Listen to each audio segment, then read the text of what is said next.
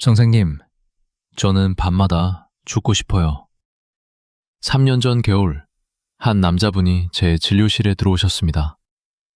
71세, 김영수 할아버지라고 부를게요. 들어오시자마자 의자에 털썩 앉으시더니 고개를 푹 숙이셨어요.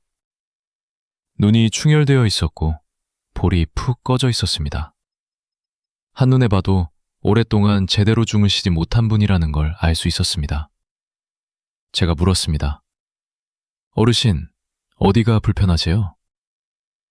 그분이 고개를 들었을 때 눈에 눈물이 그렁그렁 맺혀 있었습니다. 목소리가 떨렸어요. 선생님, 저는 밤마다 죽고 싶어요. 매일 밤 새벽 2시, 3시에 눈이 떠져요. 화장실 가려고요. 한 번도 아니고 3번, 4번. 다시 잠들려고 해도 잠이 안 와요. 천장만 뚫어지게 쳐다보다가 아침이 밝아요. 그러고 나면 하루 종일 머리가 멍하고 다리에 힘이 없고 계단 내려갈 때 벽을 짚어야 해요. 아내한테 짜증만 내게 되고 손주들이 놀러와도 같이 놀아줄 힘이 없어요. 그 말을 하시면서 결국 눈물을 흘리셨습니다. 저는 그 말을 듣는 순간 가슴이 철렁했습니다. 김영수 할아버지만의 이야기가 아니거든요. 저를 찾아오시는 많은 어르신들이 비슷한 고민을 안고 계십니다. 밤에 자주 깨서 하루 종일 피곤하다고요. 기억력이 예전 같지 않다고요. 자식들한테 짜증만 내게 된다고요. 손주들과 놀아줄 힘이 없다고요. 김영수 할아버지에게 어떤 일이 일어났는지, 그리고 어떻게 변하셨는지 오늘 영상 끝에서 말씀드릴게요. 근데 지금은 아닙니다.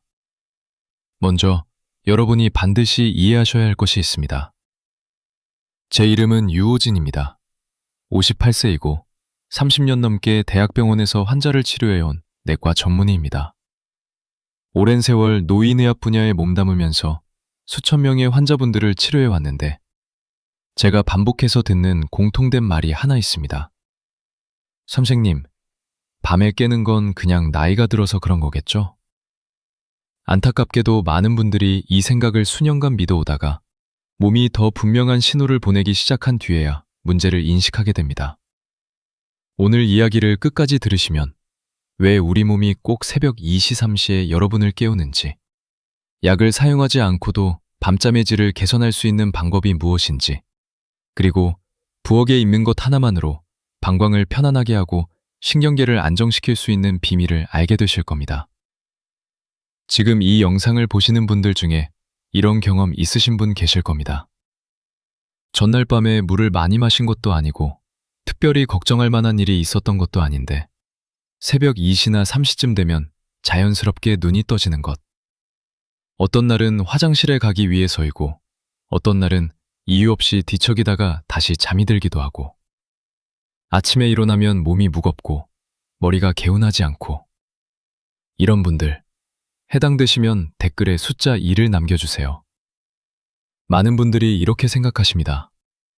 나이 들면 잠이 없는 게 당연하다. 물을 적게 마시면 밤에 안 깬다. 수면제를 먹으면 해결된다. 3가지 다 틀렸습니다. 첫 번째 미신. 나이 들면 잠이 없는 게 당연하다. 흔한 생각입니다. 하지만 흔한 것과 당연한 것은 완전히 다릅니다. 하늘과 땅 차이예요. 80세가 넘어도 밤새 푹 주무시는 분들 계십니다. 차이가 뭘까요? 나이가 아닙니다. 몸의 균형이 다른 겁니다. 두 번째 미신. 물을 적게 마시면 밤에 안 깬다. 인체는 그렇게 단순하게 작동하지 않습니다. 낮 동안 수분 섭취가 지나치게 적으면 혈액이 더 끈적해지고 신장은 혈액을 정화하기 위해 더 많은 일을 해야 합니다. 오히려 밤에 더 자주 깨게 됩니다. 세 번째 미신. 수면제를 먹으면 해결된다. 수면제는 잠들기 쉽게 만들어줄 수는 있지만 몸이 필요로 하는 자연스러운 깊은 잠을 회복시켜주지는 못합니다. 고령자에게는 밤중에 화장실에 가기 위해 일어났을 때 어지럼증이나 낙상의 위험도 함께 증가합니다. 근본 원인을 해결하지 않은 채 약에만 의존하는 것은 화재를 끄지 않고 경보음만 끄는 것과 다르지 않습니다. 근데 그 전에 왜 우리 몸이 꼭 새벽 2시, 3시에 깨우는지 먼저 이해하셔야 합니다. 원인을 알아야 제대로 된 해결책을 찾을 수 있으니까요. 밤이 되면 우리 몸은 전혀 다른 모드로 전환됩니다. 심장박동이 느려지고 뇌는 회복 단계로 들어가며 신장은 이제 일을 줄여도 된다는 신호를 받게 됩니다. 이를 위해 몸은 아주 작은 양이지만 매우 중요한 역할을 하는 호르몬을 사용합니다. 바소프레신이라는 호르몬입니다. 쉽게 말씀드릴게요. 바소프레신은 밤 동안 조용히 일하는 문지기와 같습니다. 이 호르몬이 충분히 분비되면 신장에 밤에는 소변을 많이 만들 필요가 없다는 신호를 보냅니다. 그 결과 소변량이 줄어들고 방광이 빨리 차지 않게 되어 우리는 여러 시간 동안 잠을 끊기지 않고 잘 수 있습니다.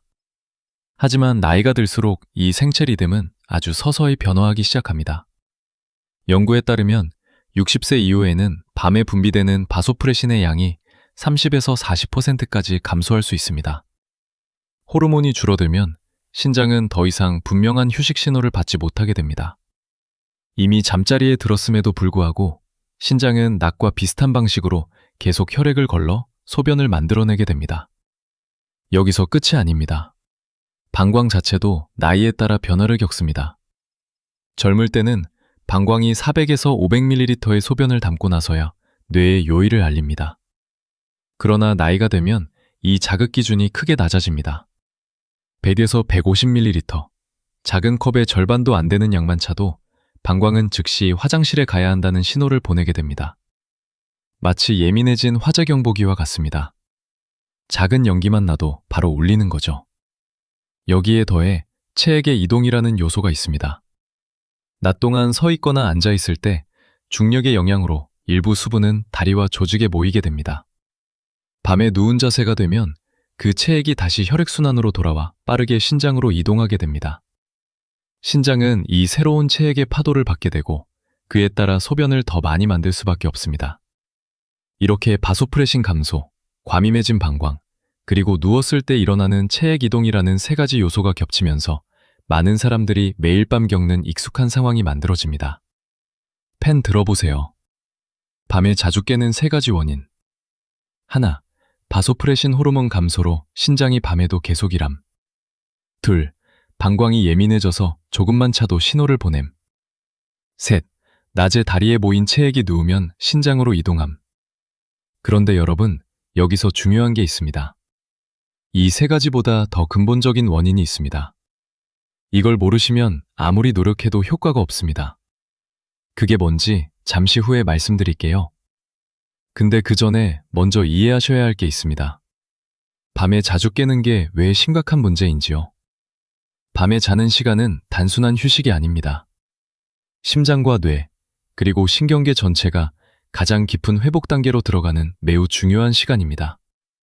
깊은 수면 중에 뇌에서는 놀라운 일이 일어납니다. 낮 동안 쌓인 노폐물을 청소하는 겁니다. 글림프 시스템이라고 합니다. 뇌의 하수도라고 생각하시면 됩니다. 도시의 하수도가 막히면 어떻게 될까요? 거리에 쓰레기가 쌓이고 악취가 나고 결국 도시 전체가 마비됩니다. 뇌도 마찬가지입니다. 밤에 자주 깨면 하수도가 제대로 작동을 못합니다. 노폐물이 쌓입니다. 그게 오래 지속되면 기억력이 떨어지고 집중력이 흐려지고 반응 속도가 느려집니다. 심장도 마찬가지입니다. 깊은 잠을 자는 동안 심장은 진정으로 쉴 수 있습니다. 밤에 자주 깨면 심장이 제대로 쉬지 못합니다. 충분한 정비 없이 계속 가동되는 기계와 같아집니다. 박정숙 할머니, 69세. 2년 전에 저를 찾아오신 분이었어요. 매일 밤 3번씩 깨셨습니다. 처음에는 그냥 나이가 들어서 그런 거겠지 하고 참으셨대요. 그런데 1년이 지나니까 이상한 증상이 생기기 시작했습니다. 아침에 일어나면 어지러워서 계단을 내려갈 때 벽을 짚어야 했어요. 손주 이름이 갑자기 생각이 안 날 때가 있었어요. 열쇠를 어디 뒀는지 매일 찾아다녀야 했어요. 그분이 제 손을 꼭 잡으시며 말씀하셨어요. 선생님, 저 혹시 치매 오는 거 아니에요? 너무 무서워요. 검사를 해봤습니다. 다행히 치매는 아니었어요. 문제는 수면이었습니다. 2년 동안 깊은 잠을 못 주무시면서 뇌가 제대로 회복되지 못한 거였어요. 저는 이렇게 말씀드렸습니다. 어르신, 치매가 아니에요. 잠을 못 주무셔서 그래요. 잠만 잘 주무시면 다 좋아지실 수 있어요. 그분 눈에서 눈물이 흘렀습니다. 안도의 눈물이었어요. 자, 이제 아까 말씀드린 근본적인 원인을 알려드릴게요. 바로 마그네슘 부족입니다. 마그네슘이라고 하면 많은 분들이 쥐나는 거 막아주는 거 아니야? 뼈에 좋은 거 아니야? 이렇게만 생각하십니다. 하지만 마그네슘은 훨씬 더 넓은 범위에서 작용합니다. 밤 수면과 관련해서 마그네슘은 두 가지 핵심적인 영향을 미칩니다. 첫째, 신경계의 과도한 흥분을 가라앉혀줍니다. 둘째, 방광 근육을 포함한 평활근이 제때 이완되도록 도와줍니다. 쉽게 비유해 드릴게요. 우리 신경계는 자동차의 엑셀과 브레이크 같습니다. 칼슘이 엑셀이라면 마그네슘은 브레이크입니다. 마그네슘이 부족하면 브레이크가 약해집니다. 엑셀만 밟히는 상태가 되는 거예요. 신경계가 쉽게 흥분하고 작은 자극에도 과민하게 반응합니다. 방광도 마찬가지입니다. 몸속 마그네슘이 부족하면 방광 근육들은 쉽게 과도한 긴장 상태에 놓이게 됩니다. 아주 작은 자극만 있어도 방광이 수축하며 소변의 양이 많지 않은데도 강한 요일 신호를 뇌로 보내게 됩니다. 안타깝게도 고령층에서의 마그네슘 결핍은 우리가 생각하는 것보다 훨씬 흔합니다. 연구에 따르면 고령자의 절반 이상이 뚜렷한 증상 없이 다양한 정도의 마그네슘 부족 상태에 놓여 있습니다. 이순자 할머니, 73세. 매일 밤 3번씩 잠에서 깨면서 점점 잠자리에 드는 것 자체를 두려워하게 되었습니다. 물 마시는 시간을 바꾸고 차를 끊고 심지어 오후 늦게는 물을 거의 마시지 않았지만 상황은 나아지지 않았습니다. 식습관과 기본 검사 결과를 살펴보던 중 저는 비교적 뚜렷한 마그네슘 부족 신호를 발견했습니다. 그래서 아주 작은 변화를 제안했습니다. 저녁 시간대에 따뜻한 물 한 컵에 적당량의 마그네슘을 타서 마셔보자는 것이었습니다. 며칠 지나지 않아 밤에 깨는 횟수가 줄어들었고 약 일주일이 지나자 그분은 처음으로 밤새 한 번도 깨지 않고 잠을 잤다고 말씀하셨습니다. 펜 들어보세요. 마그네슘 보충 방법입니다. 형태가 중요합니다. 마그네슘 글리시네이트, 마그네슘 시트레이트, 마그네슘 말레이트 등이 좋습니다. 시간이 중요합니다. 잠자기 약 1시간 반에서 2시간 전이 가장 적절한 시점입니다. 용량은 저녁 시간에 200에서 300mg 정도면 충분합니다. 반드시 따뜻한 물에 타서 드세요. 따뜻한 물은 몸을 이완시키고 소화를 돕는 동시에 방광을 자극하지 않습니다. 중요한 건 한 번에 많이 먹는 것이 아니라 꾸준히 유지하는 것입니다. 최소 2주, 가능하면 한 달 이상 꾸준히 해보세요. 그런데 마그네슘만으로는 부족합니다.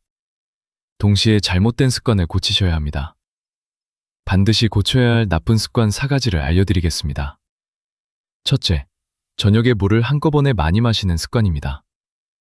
물 섭취는 하루 동안 고르게 분배되어야 합니다. 저녁, 특히 저녁 식사 이후에는 한 번에 많은 양을 마시기보다는 정말 갈증이 있을 때 소량씩 마시는 것이 바람직합니다. 둘째, 카페인 섭취입니다. 커피, 녹차, 홍차에는 카페인이 들어 있습니다. 오후 2시 이후에는 카페인 음료를 피하시는 게 좋습니다. 셋째, 잠자기 직전까지 텔레비전이나 휴대전화를 보는 습관입니다. 강한 빛이 뇌를 자극해서 멜라토닌 분비를 방해합니다. 잠자기 1시간 전부터는 휴대전화, 텔레비전, 강한 조명을 피하시는 게 좋습니다. 넷째, 늦은 저녁 식사입니다. 저녁 식사는 잠자기 3시간 전에는 마치시는 게 좋습니다. 이제 저녁 루틴을 알려드릴게요. 냉장고에 붙여놓고 따라하시면 됩니다. 저녁 7시, 가벼운 저녁 식사를 마칩니다. 저녁 7시, 따뜻한 물에 마그네슘을 타서 천천히 드십니다. 저녁 9시, 조용한 음악을 듣거나 가벼운 책을 읽으면서 몸을 이완시킵니다. 이때 따뜻한 오일로 발바닥을 마사지하시면 더 좋습니다. 저녁 10시 잠자리에 듭니다. 왼쪽으로 가볍게 옆으로 누워 무릎 사이에 얇은 베개를 끼우고 머리는 너무 높지 않은 베개를 사용하시면 방광에 가해지는 압력을 줄이고 밤 동안 심장과 신장이 보다 편안하게 작동하도록 돕습니다. 기억하시죠? 처음에 말씀드린 김영수 할아버지, 71세. 매일 밤 새벽에 3번, 4번씩 깨시던 분. 선생님, 저는 밤마다 죽고 싶어요. 이렇게 말씀하시면서 우시던 분. 제가 이 모든 방법을 알려드렸습니다. 마그네슘 보충, 저녁 루틴, 나쁜 습관 교정. 그분은 아주 성실하게 지키셨습니다. 첫째 주, 밤에 깨는 횟수가 4번에서 2번으로 줄었습니다. 둘째 주, 밤에 1번만 깨시게 됐습니다. 셋째 주, 처음으로 밤새 한 번도 안 깨고 주무셨습니다. 아침에 일어났을 때 머리가 맑았대요. 한 달 후, 그분이 다시 진료실에 오셨습니다. 들어오시자마자 환하게 웃으셨어요. 처음 오셨을 때와는 완전히 다른 사람 같았습니다. 볼에 살이 붙었고, 눈에 생기가 돌았고, 걸음걸이도 닿아졌어요. 그분이 말씀하셨어요. 선생님, 저 요즘 손주들이랑 축구해요. 진짜예요. 뛰어다녀요. 예전에는 상상도 못했어요. 앉아서 구경만 했거든요. 이제는 제가 먼저 공 차자고 해요. 그리고 아내가 뭐라고 했는지 아세요? 당신 요즘 젊어졌어. 40년 살면서 처음 듣는 말이에요. 그 말을 하시면서 또 눈물을 흘리셨습니다. 근데 이번에는 기쁨의 눈물이었어요. 저는 자주 울지 않습니다. 30년 의사 생활 동안 감정을 억누르는 법을 배웠어요. 직업의 일부니까요. 근데 그때는 참을 수가 없었습니다. 저도 울었어요. 이건 수면 이야기가 아닙니다. 애초에 수면 이야기가 아니었어요. 삶의 질 이야기입니다. 손주들과 뛰어놀 수 있는 할아버지가 되는 이야기예요. 아내에게 젊어졌다는 소리 듣는 이야기입니다. 수면은 단순한 휴식이 아닙니다. 수면은 내일을 살아갈 힘을 충전하는 시간입니다. 수면이 좋아지면 기억력이 좋아지고, 기분이 좋아지고, 체력이 좋아지고, 관계가 좋아집니다. 여러분 세대는 고생을 많이 하셨습니다. 전쟁 후 폐허에서 이 나라를 일으키셨고, 새벽부터 밤까지 일만 하셨습니다. 자식 키우느라, 집안 일구느라, 자신의 건강은, 자신의 수면은 뒷전이었어요. 밥심으로 버티셨죠. 그래서 지금 잠이 조금 얕아진 건 당연합니다. 여러분 잘못이 아니에요. 그렇게 살 수밖에 없었던 시대였으니까요. 하지만 이제는 다릅니다. 자식들 다 키우셨습니다. 손주들도 태어났습니다. 이제는 여러분 차례입니다. 하루에 15분만 자신에게 투자하세요. 비싼 약 필요 없습니다. 병원 갈 필요도 없어요. 마그네슘 한 통이면 몇 달은 쓸 수 있어요. 돈 거의 안 들고 할 수 있습니다. 조금씩, 하지만 할 수 있습니다. 기적도 아니고 완치도 아니에요. 조금씩, 하지만 할 수 있습니다. 그 조금이 전부를 바꿉니다. 저는 유호진입니다. 58세이고 30년 넘게 환자들을 치료해왔습니다. 그리고 저는 하나를 믿습니다. 깊은 잠을 되찾기에 너무 이르거나 너무 늦은 건 없다는 것. 여러분의 수면은 여러분입니다. 여러분의 활력은 여러분입니다. 그리고 여러분의 건강한 모습은 가족의 행복입니다. 마지막으로 3가지 부탁을 드릴게요. 첫 번째 부탁. 댓글에 한마디만 써주세요. 오늘 밤부터 시작합니다. 자신에게 하는 공개 약속이에요. 공개적으로 약속하면 더 잘 지키게 됩니다. 댓글 하나하나 다 읽을게요. 여러분의 댓글이 다른 분들에게 큰 힘이 됩니다. 우리 서로 응원해요. 두 번째 부탁. 채널 구독해주세요. 광고 없이, 헛소리 없이, 진짜 도움되는 건강 정보만 전해드립니다. 알림 설정까지 해주시면 새 영상 올라올 때 바로 보실 수 있어요. 세 번째 부탁. 가장 중요합니다. 부모님, 친구, 50 넘은 분에게 이 영상을 보내주세요. 이 영상 보시면서 떠오른 그 사람에게. 정보는 사람에게 닿아야 살립니다. 무료예요. 3초면 됩니다. 그게 누군가의 밤을 되찾아 줄 수 있어요. 어머니, 아버지에게 보내드리세요. 이 정보가 부모님의 잠을 되살릴 수 있습니다. 그게 진정한 효도예요. 긴 영상 끝까지 함께 해주셔서 감사합니다. 우리 함께 깊은 정을 되찾읍시다. 여러분의 건강이 제일 중요합니다. 건강하세요. 다음 영상에서 또 뵙겠습니다.